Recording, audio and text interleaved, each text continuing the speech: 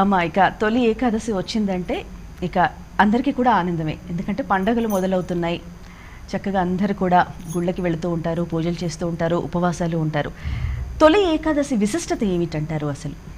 అంటే దక్షిణాయనం వచ్చాక దీంతో దక్షిణాయనం మొదలవుతుంది. ముందంతా మనం ఉత్తరాయణంలో ఉన్నాం. జనవరి 14-15 తారీఖుల్లో కదా మనకి మకర సంక్రమణ వస్తుంది. అక్కడి నుంచి ఉత్తరాయణం. ఇప్పుడు దక్షిణాయనం అంటే సూర్యుడు దక్షిణం వైపుగా వాలి నడవడం మొదలు పెడతాడు. ఇక్కడి నుంచి మనకి ఉపాసనా కాలంగా చెప్తారు. దేవతల నిద్రాకాలం అని. ఈ సమయంలో మనం ఉపాసనా బలం పెంచుకోవాలి కాబట్టి ఇక్కడి నుంచి అన్ని పండగలే కదా. దీంతో మొదలు ఆషాఢంలో ఇంకేం కనిపించవు మనకి. కానీ దీని తర్వాత వచ్చే శ్రావణ మాసం కానీ భాద్రపదంలో 10 రోజులు మనం వినాయకుడిని పూజిస్తాం. మళ్ళీ తర్వాత పితృదేవత ఆరాధన కూడా ఈ క్రమంలోనే జరుగుతుంది. ఆ తర్వాత అమ్మవారి ఆరాధన, ఆ తర్వాత అయ్యవారి ఆరాధన, మళ్ళీ మహావిష్ణువు ఆరాధన. ఈ కథ అంతటికి మొదలు ఇది. అయితే ఈ రోజున మనం మీరు చెప్పినట్టే విష్ణువు యోగ నిద్రలోకి వెళ్తాడని చెప్తారు. ఈ తొలి ఏకాదశి అంటే ఈ పండగలకి మొదటి ఏకాదశి కాబట్టి మనం పరిపాటిగా చెప్పుకునేది తొలి ఏకాదశి అని. దీనిని దేవశయని ఏకాదశి అంటారు. శయనైకాదశి దీని పేరు.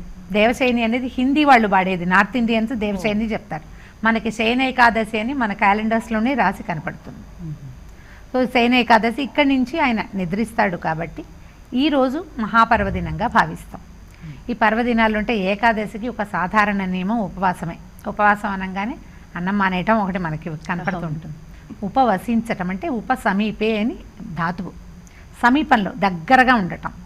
మీ దగ్గరే ఉండాలంటే నేను ఏం చేయాలి, అసలు మనం ఏం చేయాలి? ఒకళ్ళ దగ్గర ఉండాలంటే వాళ్ళ కేసు చూడాలి, వాళ్ళతోటి మాట్లాడాలి, కలిసి తిరిగి తిని పడుకుని, అది కదా సమీపంలో ఉండటం అంటే. ఇప్పుడు భగవంతుడికి సమీపంలో ఉండటమే మనం ఉపవాసం. రోజంతా ఆయనని ఏదో ఒక రూపంలో స్మరించుకోవటం. ఏదైనా వస్తువు కింద పడింది, రామా అని తీసుకోండి. కింద కూర్చొని లేచాము, కృష్ణ అని లేవాలి. ఈ రాముడిని, కృష్ణుడిని, ముకుందుడిని, గోవిందుడిని తలుచుకుంటూ ఎవరైనా దుర్భాషలాడాల్సి వచ్చినా అవే పేర్లతోటి దుర్భాషలాడకుండా ఉండటానికి. అంటే కొన్ని రోజుల్లో మనకున్న ఇన్ని జీవితకాలంలో, ఇన్ని రోజుల జీవితకాలంలో కొన్ని రోజులైనా ప్రశాంత జీవనాన్ని అవలంబించడానికి ఇదొక మార్గం. ఇందులో ఏకాదశులు 2 వస్తాయి కదా మాసానికి, శుక్ల ఏకాదశి, కృష్ణ ఏకాదశి. గృహస్థులకి శుక్ల ఏకాదశి మంచిదని చెప్తారు. 2 ఏకాదశులు పెద్దవాళ్ళకి, అంటే చాలా వృద్ధులకి, తర్వాత ఏమో మన 4వ ఆశ్రమంలో ఉన్నవారు, సన్యాసాశ్రమంలో ఉన్న వాళ్ళకి, బ్రహ్మచారులకి కూడా 2 ఏకాదశులు. గృహస్థులకి ప్రథమ ఏకాదశి, ఇప్పుడు ఈ మన శుక్ల ఏకాదశి అని చెప్తారు. అవకాశం ఉంటే 2 ఏకాదశులు ఉండొచ్చు. ఏదైనా సరే మనం భగవంతుడి సమీపంలో నివసించడం, భగవన్నామస్మరణ చేయటం, ఆయన కోసం ఆహార విసర్జన అంటే అన్నం మానేయటం, ఇవన్నీ మంచి పద్ధతులు కదా.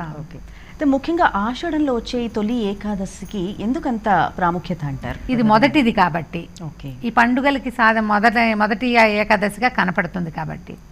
ఇందులో ఇప్పుడు మనకి విష్ణువు యోగ నిద్ర అనేది ఒక సాధారణ విషయం. మనకు అర్థమవటానికి భగవంతుడు పడుకుంటాడు అని చెప్పితే మనకు అర్థమవుతుంది. నిజానికి ఇది ఖగోళ శాస్త్రం ప్రకారం ఒక ప్రత్యేకమైన దివసంగా చెప్పుకోవాలి దీన్ని. ఇక్కడి నుంచి మనకి సూర్యుడి తేజస్సు తగ్గిపోతుంది. గమనించండి, ఇది వర్ష ఋతువుకి ఆరంభం. ఆషాఢ మాసం సగం కాదు, కొంత గడిచింది కదా. దీని తర్వాత వచ్చే ఋతువు ఏమిటి? శ్రావణ భాద్రపదాలు వర్ష ఋతువు. ఇప్పటికే మనకి ఆకాశం మేఘావృతంగా కనపడుతోంది, మబ్బులు ఎక్కువగా ఉంటాయి, సూర్యుడి తేజస్సు తగ్గుతుంది. మనం సాధారణ పౌరాణికులు చెప్పే విషయాలు, సాధారణంగా చెప్పే విషయాలు గమనించినా కూడా మన మహావిష్ణువు యొక్క ప్రథమాంశ ఎవరు? సూర్య భగవానుడు. ఆయన చల్లబడతాడు. సూర్యుడి తేజస్సు తగ్గటమే విష్ణువు యొక్క యోగ నిద్ర. ఇది 4 నెలల పాటు ఖచ్చితంగా ఉంది. దీన్నే మనం చాతుర్మాస్యం అని చెప్పుకుంటాం కదా. ఈ 4 నెలలు సీరియస్గా ఉంటుంది. ఆ తర్వాత కూడా జరిగేదే. ఇది ఎక్కడ దాకా ఉంటుంది? ఇంచుమించుగా మనకి మాఘమాసం వచ్చేదాకా ఇంతే. 6 నెలలు ఉన్నట్టే. యోగ నిద్రలో ఉంటాడు, కార్తీకంలో లేస్తాడు అయ్యవారు. ఆ తర్వాత 2 నెలలు మనం ఏం చేస్తాం? ఈ తెల్లవారుజామునే లేవాలన్న నియమం వస్తుంది కదా. కార్తీకంలో ఏం చేస్తారో పొద్దున్నే లేవాలి, సూర్యోదయాత్ పూర్వమే స్నానం కూడా చేయాలి. ఈ 4 నెలలకి వేరే వేరే నియమాలు పెట్టారు. అందుకని తొలి ఏకాదశి చాలా ముఖ్యమైనది. ఈ సంవత్సరం అంతా చేయలేకపోయినా తొలి ఏకాదశి నాడైనా సరే, తెలిసి ఏకాదశి నాడు తెలియక ద్వాదశి నాడు తలంటోసుకోకూడదని చెప్తారు. అవునా? తల రుద్దుకోకూడదు, తలకి నూనె పెట్టుకుని స్నానం చేయకూడదు. ఏకాదశి ద్వాదశి 2 పనికిరావు. తల స్నానమే, నీళ్ళు పోసుకోవాలి. లేదా మనం ఏ నది స్నానం చేస్తే మునగచ్చు, తలంటుకోకూడదు.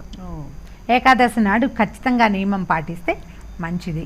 ఇది సూర్య ప్రీతి కోసం, విష్ణు ప్రీతి కోసం చేస్తాము. దీంతో మన ఆరోగ్యానికి చాలా ఉపయోగం.